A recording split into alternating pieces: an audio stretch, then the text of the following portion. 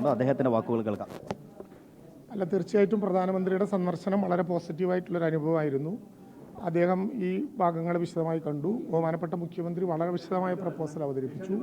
കേവലം പുനരധിവാസം എന്ന് പറഞ്ഞാൽ വീടുകൾ കെട്ടിക്കൊടുക്കൽ മാത്രമാകരുത്.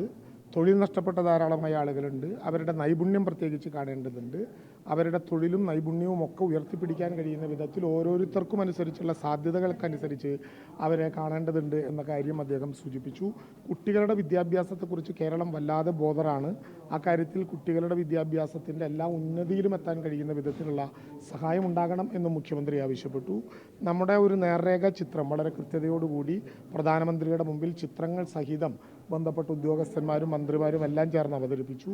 കേരളത്തിൻ്റെ പ്രശ്നങ്ങൾ മറ്റ് സംസ്ഥാനങ്ങളിലുണ്ടായ അനുഭവങ്ങളുടെ കൂടി അടിസ്ഥാനത്തിൽ പഠിക്കണം എന്ന് പറഞ്ഞു. പ്രധാനമന്ത്രി പറഞ്ഞത് ഈ കാര്യങ്ങളിലെല്ലാം അനുഭാവപൂർണ്ണമുള്ള നിലപാടുണ്ടാവും.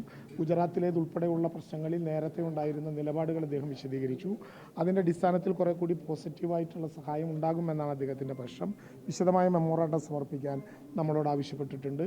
നമ്മുടെ നഷ്ടങ്ങളെക്കുറിച്ചിട്ടുള്ള പ്രത്യേകമായ കാര്യങ്ങൾ ബഹുമാനപ്പെട്ട മുഖ്യമന്ത്രി അദ്ദേഹത്തിൻ്റെ മുമ്പാകെ സൂചിപ്പിച്ചു. കൃത്യമായ ചിത്രമാണ് ചീഫ് സെക്രട്ടറി വരച്ചു വെച്ചത്. ഇതിൻ്റെ അടിസ്ഥാനത്തിൽ നമുക്ക് ആവശ്യമായിട്ടുള്ള പരിഗണനകൾ ലഭ്യമാകും എന്ന് തന്നെയാണ് നമ്മുടെ പ്രശ്നം. മുഖ്യമന്ത്രി അടിവരയിട്ട് സൂചിപ്പിച്ചൊരു കാര്യം, ദേശീയ ദുരന്തമെന്ന നിലവാരത്തിൽ എങ്ങനെയാണോ ഡിസാസ്റ്റർ ഉൾപ്പെടുത്താൻ പറ്റുന്നത് അങ്ങനെ ഉൾപ്പെടുത്തി ഏറെ ഗൗരവത്തോടെ ഇന്ത്യ കണ്ട സമീപ ഭൂതകാലത്തെ ഏറ്റവും വലിയ ദുരന്തമായി ഇതിനെ കാണണം. അങ്ങിത് കണ്ടിട്ടുണ്ടല്ലോ, അങ്ങ് മുന്നനുഭവങ്ങൾ ഉള്ളയാളാണല്ലോ, ആ ഘട്ടത്തിൽ വളണ്ടിയറായി വരെ പ്രവർത്തിച്ചു എന്ന അനുഭവം അങ്ങ് പറഞ്ഞല്ലോ. ആ വികാരങ്ങളെല്ലാം കണക്കിലെടുത്തുകൊണ്ട് കേരളത്തെ ചേർത്തു പിടിക്കാൻ തയ്യാറാകണം എന്നാണ് 3.5 കോടി മലയാളിക്ക് വേണ്ടി ഞങ്ങൾക്ക് അഭ്യർത്ഥിക്കാനുള്ളത് എന്നായിരുന്നു മുഖ്യമന്ത്രിയുടെ ആശയം. മുഖ്യമന്ത്രിയുടെ നിർദ്ദേശങ്ങളെല്ലാം അതുപോലെ പരിഗണിക്കും. വിശദമായ മെമ്മോറാണ്ടം വരട്ടെ, മറ്റു കാര്യങ്ങൾ വിശദമായി പ്രതിപാദിക്കാം എന്ന് തന്നെയാണ് അദ്ദേഹം പറഞ്ഞത്.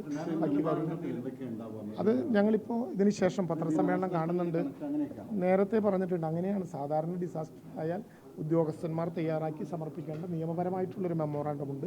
ആ മെമ്മോറാണ്ടം എല്ലാ കാര്യങ്ങളും ഉണ്ടാകും. നഷ്ടമുണ്ടാകും, നേരത്തെ പറഞ്ഞല്ലോ 1200 കോടി രൂപയുടെ നഷ്ടമുണ്ടാകും. സെക്ഷൻ 13 പ്രകാരം കടങ്ങൾ എഴുതി തള്ളണം എന്ന കേരളത്തിൻ്റെ ആവശ്യമുണ്ടാകും. കേരളത്തിൽ ലഭ്യമാകേണ്ട വിവിധങ്ങളായിട്ടുള്ള സംഭവങ്ങളെക്കുറിച്ച് ഉണ്ടാകും. തൊഴിൽ വിദ്യാഭ്യാസ പുനരധിവാസത്തെക്കുറിച്ചുണ്ടാകും. നഷ്ടപ്പെട്ട ജോലികൾ തിരിച്ചു കൊടുക്കാനുള്ള നൈപുണ്യ പരിശീലനത്തെക്കുറിച്ചുണ്ടാകും. അതെല്ലാം വിശദമായ മെമ്മോറാണ്ടത്തിൽ പറയും. ബാക്കി കാര്യം നമുക്കിപ്പോൾ സംസാരിക്കാം. ഈ പറഞ്ഞതാണ് പ്രധാനമന്ത്രി നൽകിയിട്ടുള്ളത്.